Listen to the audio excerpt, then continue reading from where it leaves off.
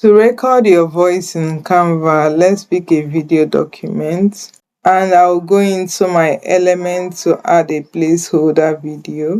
Let me drag my playhead to the beginning and I will click on add audio.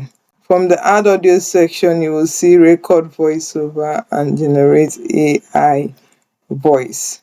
I'm going to click on record voiceover and you see this mini window opens up that says record. From here you're going to see mic settings. You can choose a default mic, which is what I'm using, and you can choose if you have a smart microphone, you can choose all that from here. So I'm going to click on record to start recording. This countdown will happen and you would start talking.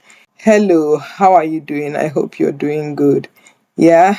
So when you're done recording, you're going to click on finish. If you want to pause your recording, you can also click on pause here to pause the recording. You see it paused on this part, and you can also resume your recording when you want to resume.